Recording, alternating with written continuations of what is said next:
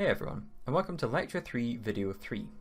In this video, we'll be continuing talking about architectural principles, and we'll begin with discussing spatial types.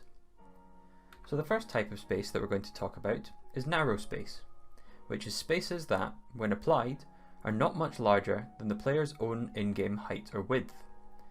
These spaces generally create tension, a feeling of claustrophobia, and a sense of limitation, for instance limiting the player's abilities. Common examples of these spaces come from horror games, mostly hiding spaces, which are narrow, such as lockers, cupboards, or under beds. I'll try and link some examples of these in the My Learning space below. We then have intimate space, which is not too small and also not too large. They're spaces that feel appropriate to the scale of the player. Gameplay mechanics can be used to full effect. The metrics may be designed to complement the ideal use of mechanics.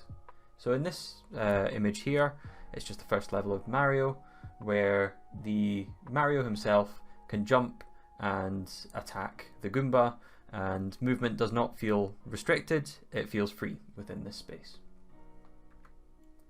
The third of these spaces is the prospect space, which is a space where resources can be collected or where a major gameplay event might take place. They can create a sense of agoraphobia, exposure, or vulnerability in the player. Generally, these are boss fight areas, and on screen here is a really scrappy rendition of the end from Minecraft. I'm now going to talk you through a few spatial elements. The following concepts are unpacked in Kevin Lynch's The Image of the City, as discussed in Totten's book, Chapter 3. The first of which is landmarks. Landmarks are recognisable elements that provide players with a navigational goal and an orientation within the level or world. Some examples of this include the mountain in Journey, the giant obelisk in Horizon Zero Dawn, the cell phone or fog light tower in Dear Esther, and the citadel in Half-Life 2. They all serve as a guiding point, helping the player locate where they are in the game world and or lead them towards their goal. So paths are routes that connect significant game spaces. They're usually focused on being functional intimate spaces that encourage movement. This can also be open spaces and literal paths, as well as more constrained routes between spaces. The examples on screen are from Firewatch and Skyrim.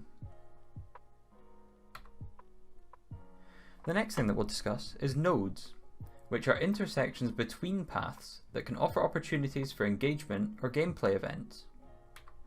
It's very useful to allocate a landmark to a node, helping players locate nodes and find other paths. The map Crash from Call of Duty multiplayer has the crash site as a point of contention. The Baron Pit in League of Legends, depicted bottom left, is a point of contention between top lane, mid lane and the blue side jungle. The bottom right image is the market area from the map Dorado in Overwatch, where you defend and push the objective, which is one of the harder areas to push as it's more exposed and has multiple avenues to be shot or flanked from. As a designer, you can connect nodes to decision points, a literal fork in the path, which is what I did for my game jam game, Causeway. The next thing that we'll be discussing is edges, which are boundaries that are not formed by paths, the lines that mark a transition between areas or districts. So edges could be formed of walls, tree lines, rocks, props, or other markers. Crossing edges can mark a change in art style, music, gameplay, narrative, etc. In the top left, there's Oromar from World of Warcraft that contrasts the barren desert to the built-up city, using a wall. Edges can either be hard boundaries, such as walls, cave mouths, etc., or they can be soft boundaries, where the transition space is more gradual. The other images on screen are from my game No Response, where the player, in the bottom left, the game takes place during the day, or just as the sun is beginning to set. The player then comes across this tunnel, shown in the top right, and then when they enter through the tunnel and exit on the other side, there's a contrast in time of day and in terms of colour. So we shifted the time of day to nighttime and we pulled the colours from the warm orangey hues to the darker purple hues. The next thing that I'll be talking about is districts, which are sections of a map or level that the player enters into. So these could involve different types of NPCs or enemies, objects or puzzles. Districts are easily distinguished from each other and understood by the players. Some of the best examples of this are from World of Warcraft. Not that I've played it, I was a Guild Wars fan myself, but each race has their own unique starting zone and unique style. In the top left, you see the Pandaren starting zone, which has got a very oriental feel. The top right, you've got this Tauren starting zone, which is in the kind of desert, more kind of dry, arid lands. The bottom left is the Night Elf starting zone, which has got the kind of purple hues and natural wooden structures. And in the bottom right is the Goblin starting zone, which brings in the kind of greens and murky colours and a very industrial city. So we're now going to talk about spatial principles. The following concepts are unpacked in Architecture, Form, Space and Order by Ching. The first of which is symmetry, which is the balanced distribution and arrangement of equivalent forms and spaces on opposite sides of a dividing line or plane about a centre axis. So symmetry is very commonly used in multiplayer games, especially capture the flag style games. We then discuss hierarchy, which is the articulation of the importance or significance of a form or space by its size, shape, or placement relative to the other forms and spaces of the organization. So in this example here, you've got 6 hexagons, and then the plus sign stands out because it is breaking from the hierarchy. Rhythm and repetition is the unifying movement characterized by a patterned repetition or alternation of formal elements or motifs in the same or a modified manner. So here we've got the 4 diamonds split by the line. So this is a sort of pillar style structure. Maybe you'll see this in a cathedral where you've got the 4 pillars, breaking wall, the 4 pillars, and then a breaking wall.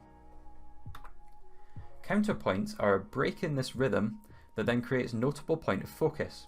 So you have the rhythm and repetition from the 4 diamonds in the wall, the 4 diamonds in the wall, and the player's eye is instinctively drawn towards the destroyed segment of it. So you can use counterpoints to, rhythm to guide the player towards, and then a counterpoint to gain their interest and get them to explore past that broken area. I'm now going to assign you Task 5. The first part of this task is to view Claire Hosking's 2016 GDC talk, which I will embed and leave a link to in the My Learning space, on how architecture can help designers achieve their intended mood and add depth to their levels. Please take the time to watch this video.